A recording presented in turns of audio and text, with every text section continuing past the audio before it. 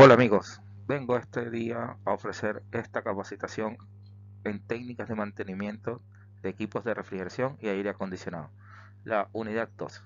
Sin antes recordarles que se suscriban al canal y al Instagram. Muchas gracias. Empezamos. El objetivo de la unidad de aprendizaje es identificar los ciclos de refrigeración, componentes y analizar los tipos de condensadores y evaporadores. Acá podemos ver una unidad. Ciclos y componentes. Ciclos de refrigeración y términos empleados. Un ciclo de refrigeración mecánica se compone de 4 etapas principales. Estas son compresión, condensación, expansión, evaporación. Acá podemos ver el dibujo. Términos empleados. La saturación, para el caso del agua y los refrigerantes en particular, es el punto en que se produce o está por producirse un cambio de estado. Sobrecalentamiento es el proceso de un gas o vapor cuando su temperatura con respecto a su presión está por sobre la que corresponde. Se dice que está sobrecalentado. Subenfriado. Para el caso de un líquido, si se encuentra a una temperatura inferior a la que le corresponde de acuerdo con su presión, se dice que se encuentra subenfriado. Acá podemos ver el dibujo en las diferentes etapas del refrigerante. Componentes del sistema de refrigeración. La compresión. En este proceso el compresor toma por la línea de succión el refrigerante vaporizado en el evaporador, con una condición de baja presión y baja temperatura, elevando por el proceso mismo sus condiciones de presión y temperatura hasta el nivel de sobrecalentado. Los niveles de temperatura y presión alcanzados en el proceso dependerán del tipo de refrigerante empleado en el proceso y de la temperatura del medio condensante. Condensación es el proceso por el cual pasa el refrigerante a continuación de la compresión para cambiar el estado del fluido de vapor a líquido. La rapidez del proceso de condensación depende de la eficiencia del mismo, o también del estado de conservación y limpieza en el que se encuentre este intercambiador y del medio condensante empleado en esta aplicación. La condensación se puede lograr enfriando el condensador por aire o por agua. Expansión. La expansión es el proceso por el que pasa el refrigerante desde la salida del condensador hasta el evaporador. En este proceso el refrigerante líquido entra al dispositivo de expansión, que es una restricción que involucra varios cambios de las condiciones, que hacen finalmente que el fluido llegue hasta un punto en que se produce el cambio de restricción hasta un estado de expansión, logrando que el refrigerante baje su presión y temperatura, que es la condición necesaria para producir el fenómeno de la refrigeración. En este punto se alcanza dentro de la zona de mezcla líquido-vapor.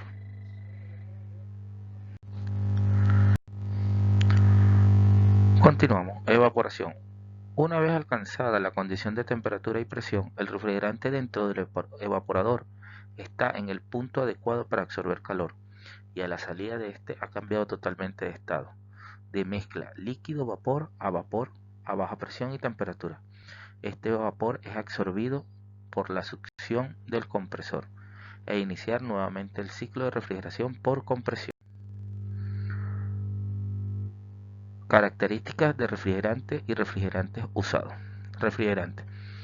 Hidroclorofluorocarbonados. Los refrigerantes HCFC consisten de hidrógeno, clorofluor y carbón. Los refrigerantes más comunes en este grupo son el R22, el R123 y el R124, dentro de varias mezclas. Debido a que contienen hidrógeno, los HCFC son en teoría menos estables químicamente que los CFC, pero sin embargo tienden a tener buena compatibilidad con la mayoría de los materiales y lubricantes tradicionales. Hidrofluorocarbonados. Los refrigerantes HFC consisten de hidrógeno, flúor y carbono. Los refrigerantes más comunes son el R134A, el R32, el R125 y el R143A.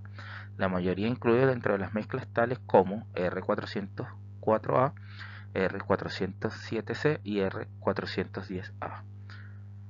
Estos están siendo usados en gran escala desde 1990 en casi todas las aplicaciones correspondientes a los CFC y HCFC, incluyendo refrigeración doméstica, refrigeración comercial, almacenamiento frío y aire acondicionado automotor.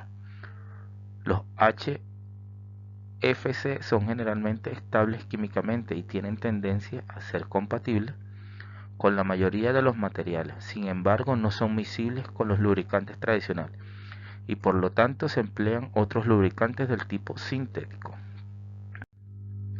Refrigerantes. A lo largo del rango de refrigerantes HFC se encuentran distintas versiones a diferentes presiones y temperaturas. Sus propiedades termodinámicas y de transporte son de casi a muy buenas y por lo tanto ofrecen una excelente opción, aunque algunos HFC son clasificados como A1 en términos de seguridad. Algunos poseen clasificación A2, baja toxicidad y baja inflamabilidad. A diferencia de los CFC y HCFC, no contienen cloro y por lo tanto no dañan la capa de ozono. Sin embargo, debido a su largo periodo de vida, son refrigerantes ecológicamente aceptables pero con un alto valor de GWP. Estos son controlados por el protocolo de Kioto actualmente. Los refrigerantes HFC tienen un precio moderado contra el precio de las mezclas que están comenzando a aumentar de precio. Aunque numerosos países están desarrollando leyes para controlar el uso y emisión de gases HFC, muchos están disponibles y lo continuarán siendo por un futuro mayor. Refrigerantes naturales. Varios hidrocarbonos, el amoníaco y el dióxido de carbono pertenecen al grupo denominado refrigerantes naturales. Todos los refrigerantes naturales existen en los ciclos de la naturaleza, inclusive sin intervención del ser humano. Las innovaciones y evolución en la tecnología han contribuido en la consideración de estos refrigerantes naturales, debido a su mínimo impacto ambiental y por ser apropiados y acordes desde el punto de vista de la sustentabilidad tecnológica. Los sistemas frigoríficos con refrigerantes naturales pueden jugar un rol importante en el futuro de muchas aplicaciones. El refrigerante amoníaco NH3R717. El amoníaco contiene nitrógeno e hidrógeno y es ampliamente utilizado en muchas industrias. Ha sido empleado como refrigerante desde los años 1800 y hoy en día es comúnmente usado en refrigeración industrial, almacenaje frío, en procesos alimenticios y más reciente está siendo usado en refrigeración comercial y chiller. El R717 es químicamente estable, pero reacciona bajo ciertas condiciones. Por ejemplo, cuando se pone en contacto con dióxido de carbono o agua o cobre. Por otro lado, es compatible con el acero o con el aceite correctamente seleccionado. Las características de presión y temperatura del R717 es similar al R22. Sin embargo, sus propiedades termodinámicas y de transporte son excelentes, aumentando potencialmente la eficiencia de los sistemas.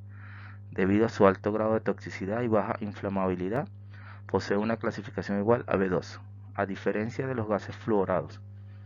No tiene impacto en la capa de ozono y tiene un valor igual a 0 en el calentamiento global.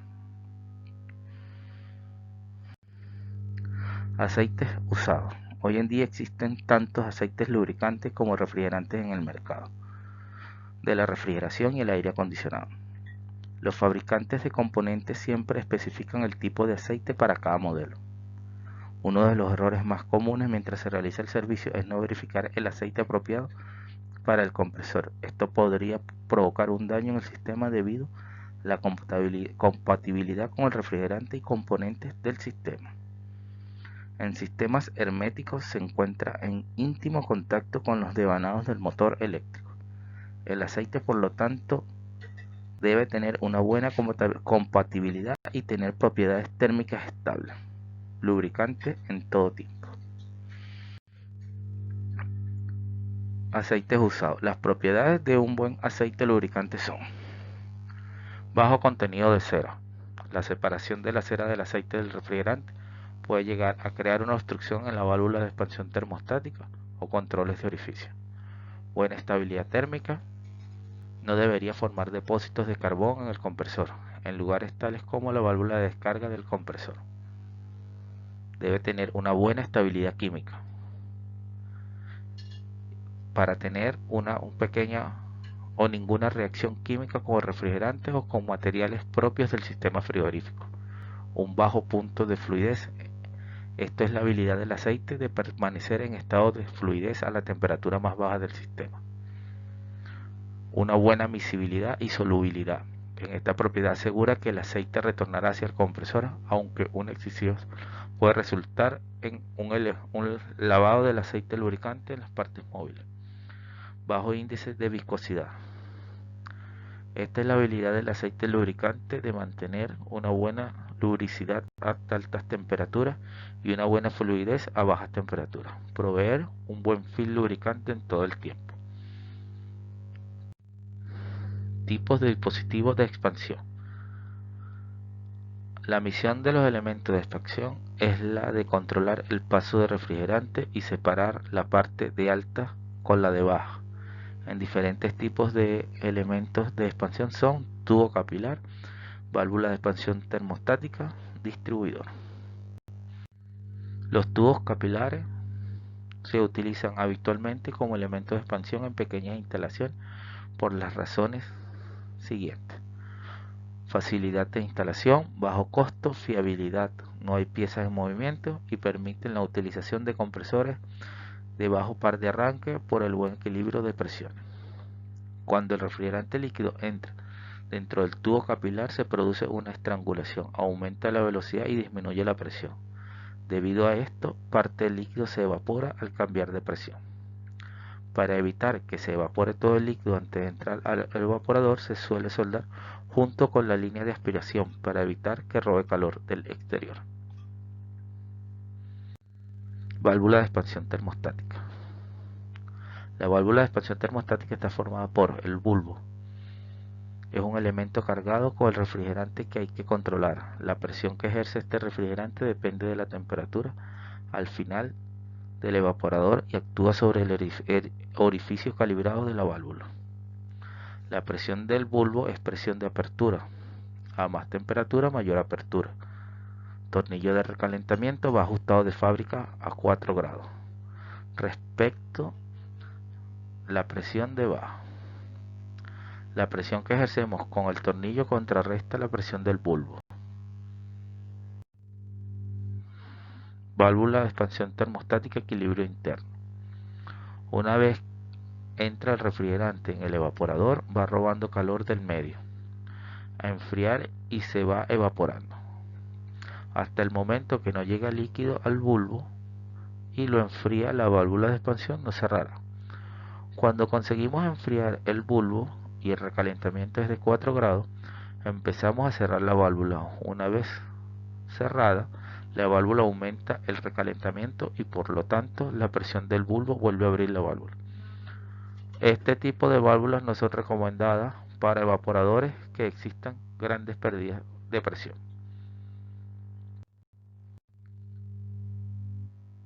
Válvula de expansión termostática, equilibrio externo. Cuando las pérdidas de carga en el evaporador son considerables, se emplean válvulas de expansión de compensación externa. Estas, a diferencia de las anteriores, toman la presión de baja al final del evaporador, justo detrás del bulbo. De esta manera, aunque existan pérdidas de carga, la presión de baja es más exacta. Por ejemplo, si tenemos pérdidas de presión, la presión de baja es de 0,6 bar, pero al principio tengo 1,1 bar.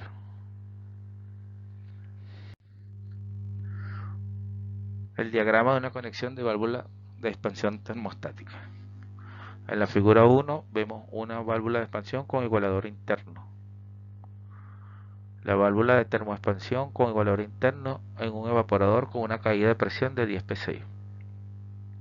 Y en la figura 2 vemos una válvula de expansión con igualador externo Válvula de termoexpansión con igualador externo en un evaporador con una caída de presión de 10 psi. Aquí tenemos esta descripción, puesto que la función de la válvula de expansión es controlar el sobrecalentamiento en el punto C. Lo más sensato es que obtengamos las fuerzas de abrir y cerrar variables en esta ubicación. Esto se puede lograr utilizando una válvula con igualador externo. Con igualador externo detecta la presión de cierre real. Distribuidores. Si dividimos un evaporador en varias secciones, conseguimos un mayor rendimiento, ya que reducimos las pérdidas de carga. Se mantiene una temperatura de salida del evaporador más uniforme y por ello utilizan distribuidores que pueden ser de caída de presión o de efecto Venturi. Presostato de baja. El presostato de baja es el responsable de parar el compresor antes de que éste llegue a ser el vacío de la instalación. Este presostato está formado por dos escalas. La principal o gama es que la escala es de arranque. El diferencial es la que, restada la principal, nos da la presión de paro. Las escalas son orientativas y se ha de comprobar con el manómetro. La presión de arranque a la cual arranca el compresor será la correspondiente a la temperatura que ha de haber en el recinto de enfriar.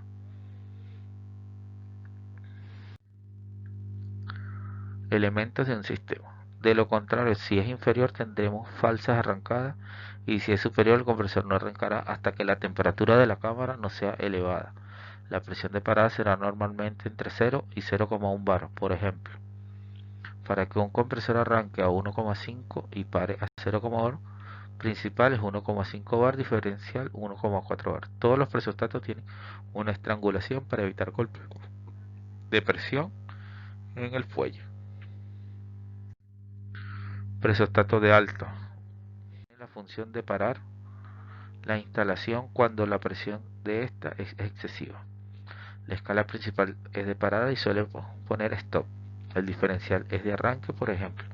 Queremos que el compresor pare a 20 bar y vuelva a arrancar a 15 bar. Principal 20, diferencial 5. El rearme de la mayoría de estos presostatos es manual. El diferencial en algunos modelos no es regulable y viene fijado a 3 bar. Presostato de condensación. Este presostato se emplea para mantener una presión de alta constante durante todo el año mediante los ventiladores. En verano, cuando la presión de condensación es alta, el presostato pone en marcha el ventilador es del condensador. Cuando la presión de alta disminuye, los vuelve a parar la escala principal de arranque y todos llevan rearme automático. Por ejemplo, queremos que el segundo ventilador del condensador arranque a 18 bar y pare a 15, principal 18 bar, diferencial 3 bar. Presostato diferencial de aceite. Todos los compresores que van lubricados con bomba de aceite deben llevar presostato diferencial de aceite. El presostato tiene dos entradas, una que va conectada a la parte de baja del compresor y la otra a la salida de la bomba de aceite. La presión con la que trabaja la bomba es la diferencia entre la presión de compresor y la que obtenemos a la salida de la bomba. El resultado es de 4 bar. Si las dos presiones fueran iguales, significa que la bomba no funciona y para el compresor. El presostato tiene un retardo, ya que la bomba, aparte de aceite, también recoge refrigerante que al comprimirlo se evapora. Esto provoca que se igualen las presiones y haría saltar el presostato. Estos presostatos llevan rearme manual. Presostato diferencial de aceite. Acá tenemos el dibujo, la conexión de succión, lado de refrigerante, el disco de ajuste, el test. Válvula de control de aspiración KBL. Este tipo de válvula regula la presión de aspiración del compresor cuando ésta supera ciertos valores que podrían sobrecargar el compresor. Normalmente se calculan los compresores para que trabajen a régimen. En el momento que se pone en marcha por primera vez, introducimos una carga térmica muy grande o sale de un descarche. La válvula de expansión se abre a tope para poder regar el evaporador. Este, al estar caliente, produce la total evaporación del refrigerante, aumentando la presión de evaporación. Si esta sobrepresión se prolonga, se dispararía el protector térmico del compresor. Con la válvula KBL podemos evitar que el compresor le llegue tanta presión de aspiración en las arrancadas, limitando la presión. Por ejemplo, en una instalación con R22, si la cámara tiene 20 grados, la presión de aspiración sería de 5 bar. Esta presión es elevada para el compresor que tenemos instalado. Entonces, con la ayuda de un manómetro regulamos la válvula para tener una presión máxima de evaporación de 2 bar.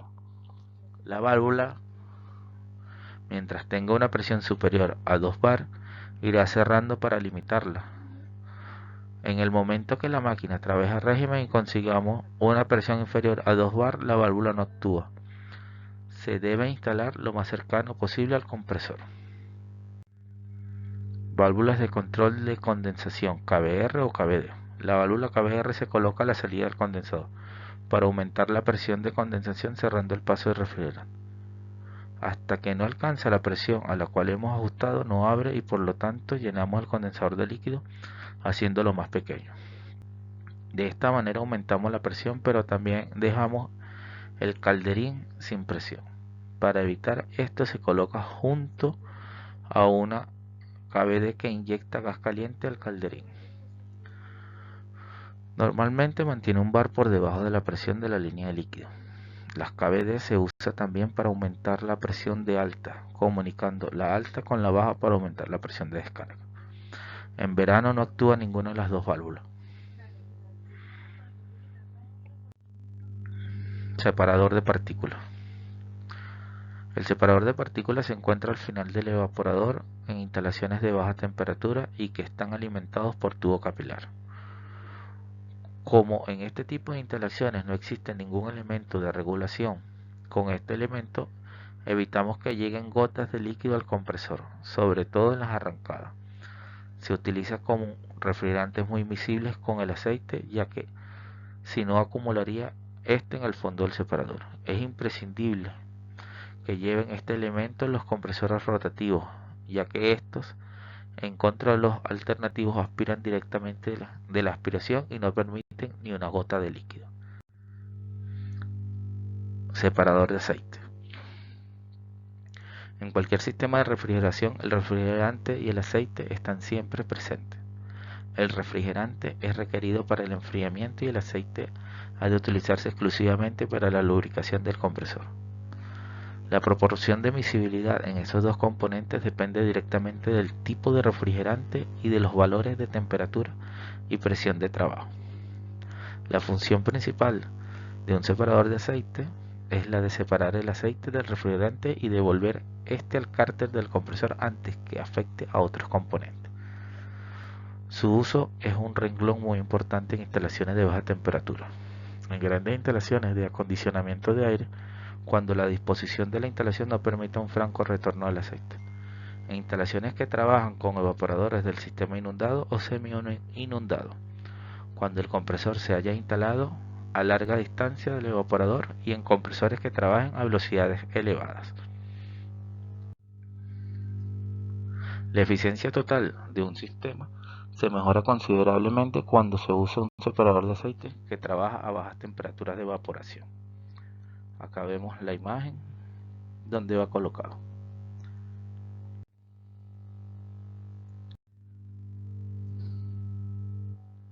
El separador de aceite se instala en el tubo de descarga. El refrigerante comprimido que contiene aceite en forma de neblina pasa por una placa deflectora de entrada cuyo diámetro es mayor que el tubo de descarga, reduciéndose la velocidad del refrigerante. Como las partículas de aceite tienen más impulso y menor fuerza para cambiarla de dirección, que el refrigerante choca contra la superficie de la placa deflectora escurriendo hasta el fondo y permaneciendo allí hasta que el nivel de aceite sube lo suficiente para abrir el flotador. En la salida el refrigerante pasa por otra serie de placas deflectoras, donde las partículas más finas de aceite son recogidas a medida que el refrigerante se acelera hasta adquirir su velocidad primitiva, exento de aceite el condensador. Un imán instalado en la parte inferior del depósito se encarga de recoger las partículas metálicas en suspensión y así evitar que circulen por el sistema. Válvulas selenoides. Las válvulas selenoides pueden ser de dos tipos de vástago que se utilizan en válvulas pequeñas y algo antiguas de membrana. Todas tienen sentido de circulación y deben funcionar en posición horizontal, con la bobina hacia arriba, y su consumo eléctrico es muy pequeño. Cuando la bobina de la solenoide no tiene tensión, la válvula está cerrada mediante un muelle y la presión de alta que se queda en la parte superior. Cuando excitamos la bobina, hacemos subir el vástago y abre la válvula. La bobina no hace ningún esfuerzo ya que no tiene que vencer ninguna presión. Filtro deshidratador. Como su nombre lo indica, este es un dispositivo que cumple dos funciones: filtrar o detener cualquier impureza que se haya introducido en el sistema con el fin de evitar que el tubo capilar o restrictor sea obstruido. De allí que su posición deba ser antes del restrictor para cumplir esta función. El filtro está provisto de una malla de entrada en forma cilíndrica y otra en malla de salida en forma circular.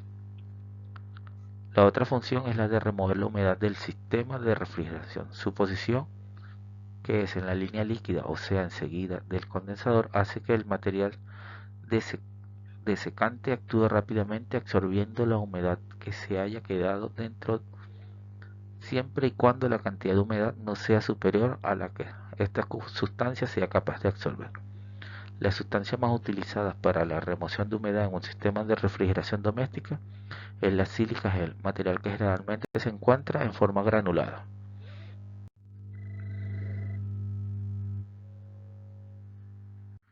Este material cumple con las propiedades requeridas para un buen desecante, que son: reducir el contenido de humedad del refrigerante, actuar rápidamente para reducir la humedad en un paso refrigerante a través de la unidad de secado, soportar aumentos de temperatura hasta de 70 grados centígrados sin que se altere su eficiencia, ser inerte químicamente al aceite, permanecer insoluble, no debe disolverse con ningún líquido, permanecer con su condición sólida original, permitir el flujo uniforme del refrigerante a través de los gránulos, bolitas o bloques con una baja restricción o caída de presión del refrigerante. Existen básicamente dos tipos de filtro secador: los que se descomponen, que son bastante absorbentes pero tienen el inconveniente que se descomponen cuando se satura. Los que no se descomponen, sílica gel. Estos, cuando se saturan, no se descomponen, simplemente no aceptan más humedad. Son los que más se emplean y tienen sentido de circulación. Estos últimos tienen mayor capacidad filtrante cuando más baja es la temperatura. Descripción de compresores de refrigeración. Tipos de compresores. Son máquinas destinadas a tomar gas o vapor previamente desde el evaporador a baja temperatura y baja presión, aplicando el trabajo de compresión necesario para bombear el calor en un punto de baja temperatura a uno de alta temperatura. Los tipos de compresores tenemos el alternativo. En general, estos compresores funcionan en base a un sistema de biela y pistón. Los herméticos vienen integrados en un solo receptáculo, motor eléctrico y compresor. Esto permite tener un sistema absolutamente sellado. Los semiherméticos, esta variedad también de compresor y motor, van integrados en un solo compartimiento, pero a diferencia del anterior, las partes internas son accesibles, dado que tienen que el cuerpo es accesible, desmontando las tapas que tienen previstas para esta operación. Los abiertos, estos compresores están separados del motor, por lo que el trabajo para accionarlo viene desde afuera de él, usando en la mayor parte de los casos motores eléctricos, pero también pueden ser por medio de un motor de explosión, diésel o turbina. Los rotativos se componen de un cuerpo circular con una excéntrica girando en su interior, en combinación con paletas presionando por resortes que en conjunto van haciendo la compresión. Este tipo de compresor en medianas capacidades de aire acondicionado ha ido reemplazando al tipo de compresor hermético alternativo, por su bajo nivel de ruido y menor dimensión. Acá tenemos los ejemplos de los compresores rotativos, cómo funcionan.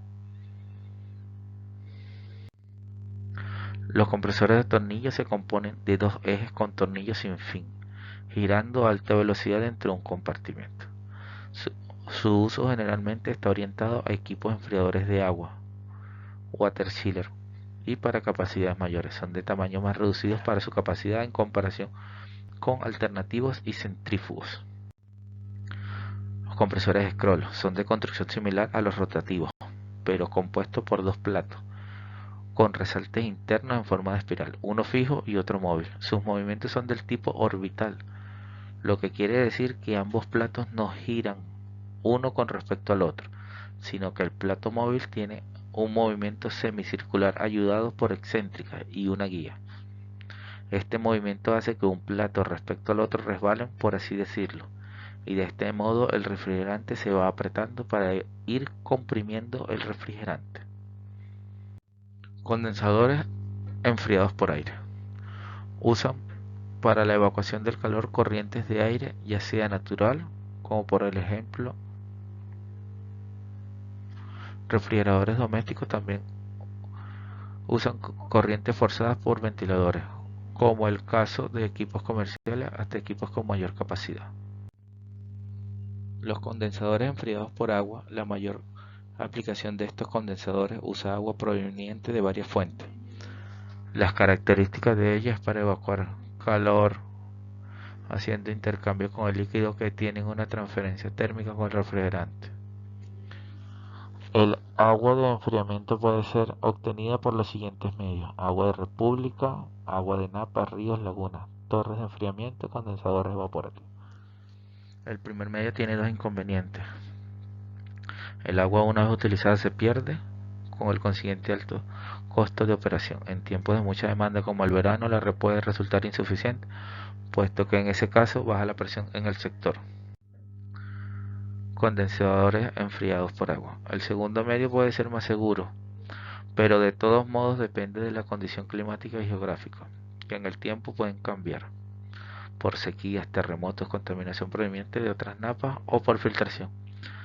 El tercero y cuarto medio es el más seguro, puesto que el agua de reposición en el proceso es mínima.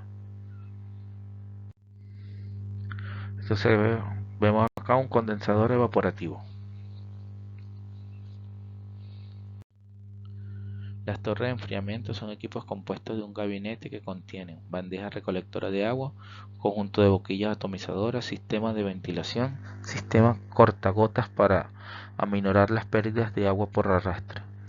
En este equipo el agua se deja caer en gotas lo más pequeñas posible para un mejor intercambio térmico para su enfriamiento. La obtención de estas pequeñas gotas puede ser a través de boquilla o bien por el sistema de salpicadura.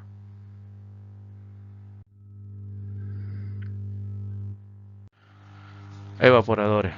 En todo cuerpo recipiente al que se transfiere calor, con lo cual se vaporiza el refrigerante líquido, absorbiendo calor de un medio o un cuerpo. Para un mejor aprovechamiento de este intercambiador existen diversas formas: construcción, condiciones de operación, métodos de circulación, tipo de control refrigerante y aplicación. Los evaporadores se pueden clasificar en dos categorías generales: mojados y de expansión seca. Los mojados están siempre completamente llenos con refrigerante líquido, por lo general con una válvula de flotación. Expansión seca se alimentan con refrigerante líquido a través de una válvula de expansión que controla la admisión de líquido al evaporador, con un ritmo tal que todo el líquido se vaporiza al instante que llega al extremo del serpentín del evaporador.